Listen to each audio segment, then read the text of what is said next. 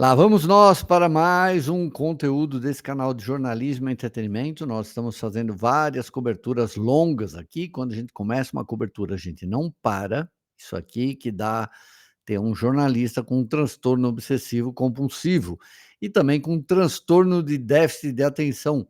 Por isso, se você se identifica com tudo isso, você vem participar desse canal, se inscrever, dar o seu polegarzinho aqui. Eu me chamo Ricardo Feltrin, jornalista há 33 anos. Eu vim parar no YouTube para fazer jornalismo independente. Sim, senhor, ainda existe. Eu sou um dinossauro, o asteroide está vindo. Lembre-se que em 13 de abril, dia do meu aniversário de 2029, vem o asteroide Apophis. Pode ser o fim de tudo, mas o dinossauro aqui continua fazendo jornalismo como eu fazia na década de 90, lá no comecinho, né? Tem que ouvir os dois lados, não dar tanto pitaco, conseguir provas, né, do que você fala e não ficar tomando partido nem fazendo militância. Então, vamos continuar aqui com mais um episódio dessa saga chamada Puff D, ou Puff Diddy, ou P. Diddy, ou qualquer outro nome aqui. Hoje eu vou trazer para vocês aqui uma notícia que saiu aí no New York Post. É um veículo sensacionalista, mas eles conseguiram falar aí com um advogado do Puff Diddy, Mark Ruffalo, um dos mais famosos e vencedores também advogados dos Estados Unidos. É ele que está defendendo o rapper. Já vou falar, teve aí um acordo. O Puff está preso nesse aí centro de detenção metropolitano de Nova York, uma das piores cadeias dos Estados Unidos. E olha que lá tem coisa bem ruim. Diz que tem rato, vazamento, sujeira, traça, verme, percevejo, pulga, tudo que vocês imaginarem, né? Lembrando que nos Estados Unidos as cadeias, né, as prisões são todas privatizadas. E é incrível, né? Jogaram ele aí num pardieiro.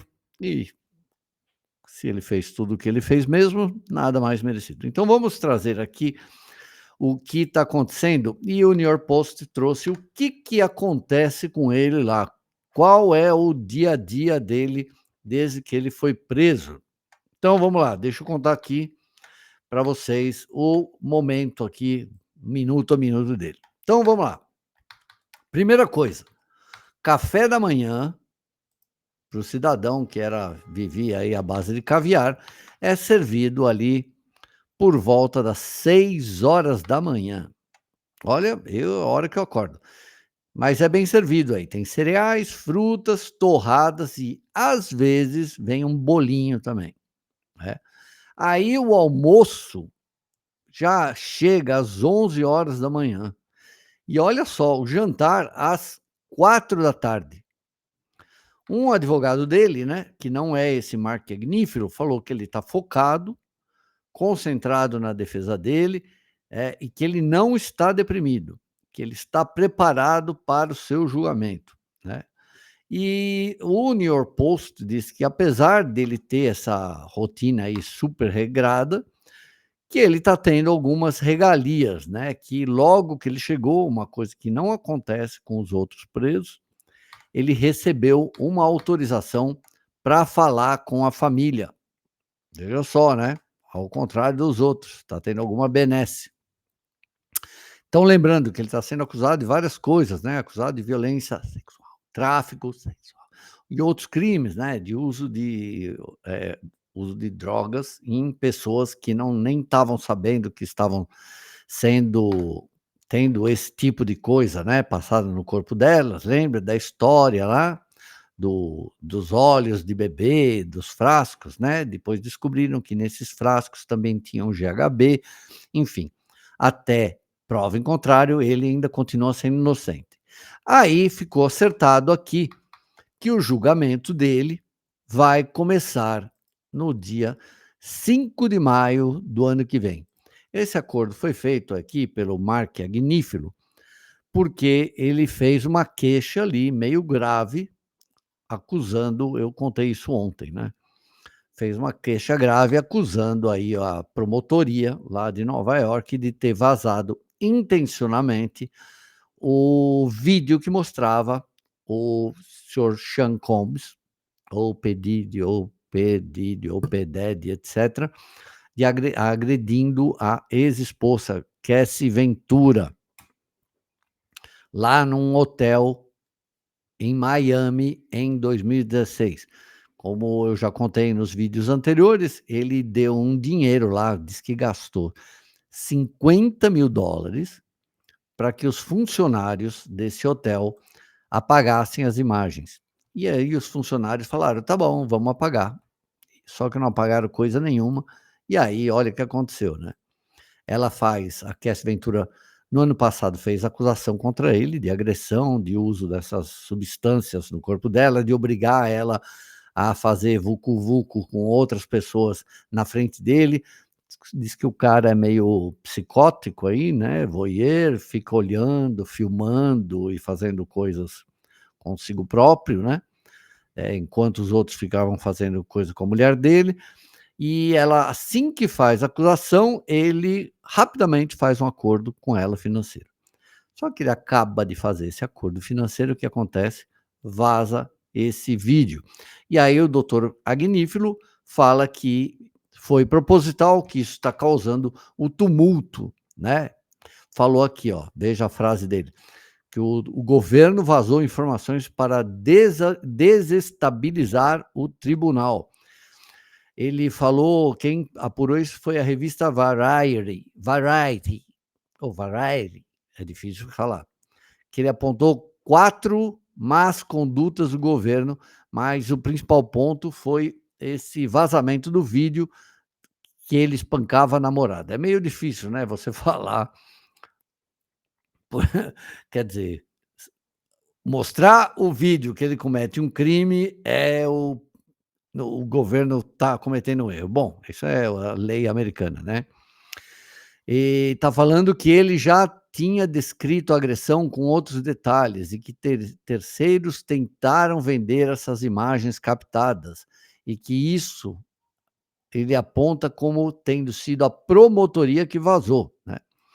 Ele também falou, o senhor Agnífilo, que o governo usou força excessiva contra os filhos do rapper quando invadiram a casa dele, né, que foi a invasão, né, busca e apreensão foi realizada intencionalmente para maximizar, abre aspas, "maximizar a exposição na mídia". Eles também, disseram que tem outros vazamentos aí destinados a acabar com a imagem do senhor Puff Diddy, como se não estivesse já acabada.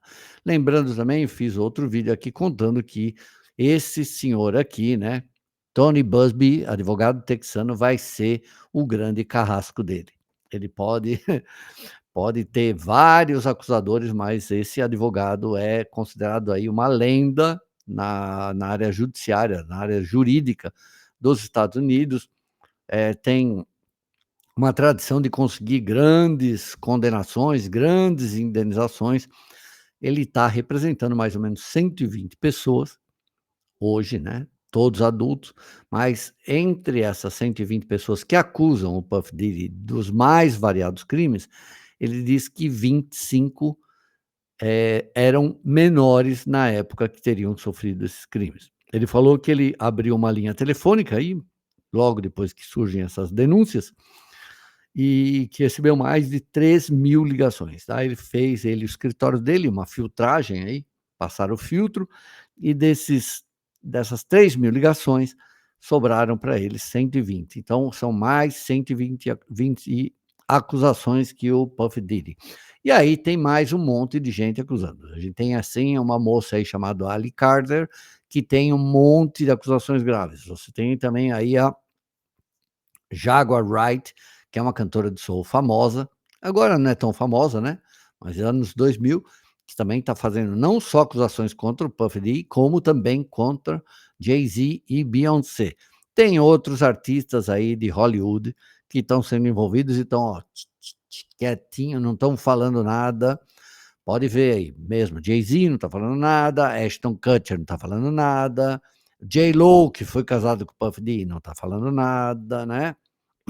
Will Smith, quietinho da Silva. Agora surgiu mais acusações contra outro, né, o Kanye West, que estava acusando, dia sim também, o Puff Daddy, que falou que era isso, que aquilo, que ninguém acreditou nele, que tudo que ele falava não era levado a sério. Agora surge também mais uma, acusadora contra o Kanye West, falando que também foi dopada e ele estava junto com o Puff Daddy. Ou seja, como eu contei para vocês aqui, gente, o que está acontecendo é Hollywood simplesmente desmoronando, porque agora juntou não só a música, como também o cinema e também a TV. Então tem muita coisa rolando aí, muita fake news. Estão usando um monte de inteligência artificial nessas coisas. Não acreditem, estão vazando fotos que também são de inteligência artificial, já deu para perceber. Vídeos, né, então, eu já falei, né, o TikTok lá, essa outra rede aí chinesa, virou um polo de fake news. Ali você vê todo tipo de vídeo montado, dá para ver, alguns são descarados, um negócio vergonhoso, e as pessoas estão, sabe, pulando e jogando para frente. Então tomem cuidado, se vocês receberem esses vídeos, não passem para frente, dão uma olhadinha antes, né. Então aí ele vai enfrentar esse Stanley Busby, vai, a partir de agora, entrar em sigilo esse caso, graças aí ao advogado Mark Agnífilo, e a gente vai continuar acompanhando isso, né. Agora vai ficar, obviamente, mais difícil de surgir informações, porque esse acordo aí, pelo jeito, a promotoria dos Estados Unidos, né, ali de Nova York, meio que vestiu a carapuça, porque de agora em diante, segundo o acordo, não vai vazar mais nada, né.